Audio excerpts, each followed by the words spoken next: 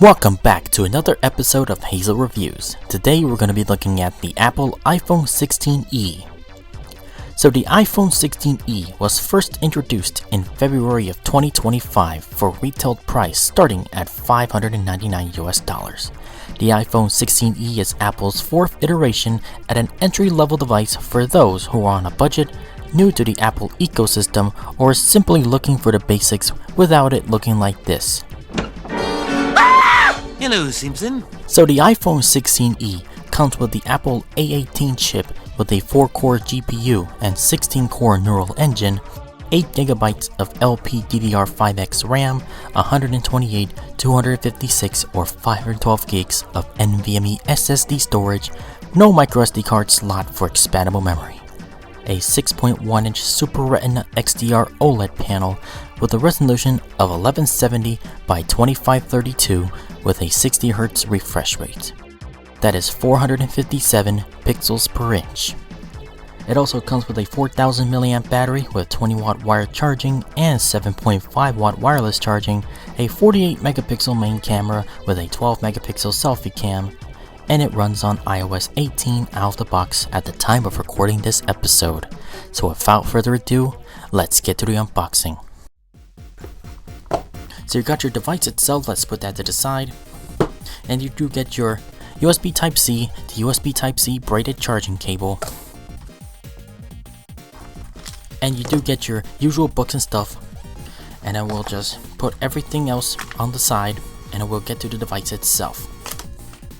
Check that out. And I was about to get one in white. So without further ado, let's boot her up. So I'm just going to skip through the setup and then we'll walk through the OS. Okay, so we're back. I was going through the setup and I gotta say, the iPhone 16e is a certified beast if you get it for a right deal. $600 for this iPhone 16e is a little overkill, especially since that it doesn't have every single thing in the world.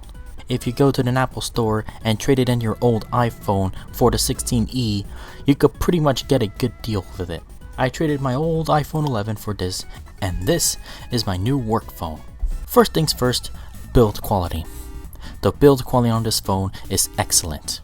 For its kind, of course, as it is made out of glass with an aluminum frame that is rated IP68 for water and dust resistance. What I like about the glass back is that it has a matte finish, so it reduces the amount of fingerprints known to man. The welcoming addition to the iPhone family is the USB-C charging port, which adds a lot more convenience as you can finally carry fewer chargers or cables as possible. The design of the iPhone 16e is quite sleek, especially since that it only has a single rear-facing camera. I'd rather have one good camera over multiple crappy ones, and this is a good example.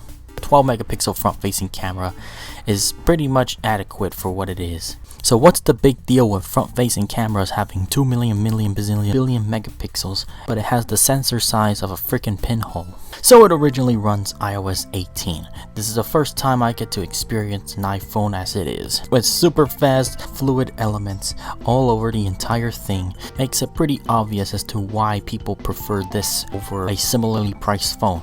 Even the Pixel 9a couldn't even compete against it. While I was just walking around the mall, knowing well that I'm not going to be spending $50 on a case, I'd rather just walk to another store where they sell cases that cost less than half of what Apple offers. Nice, elegant. So in conclusion, the iPhone 16e right now isn't really worth $600. When the iPhone 17 comes out, I'm pretty sure Apple will just reduce its price, or if you just want it right now, you could pretty much trade in with any phone that's 11 or newer and get a pretty good deal for like $479. And that's pretty much it on the hands-on and first impressions on the iPhone 16e.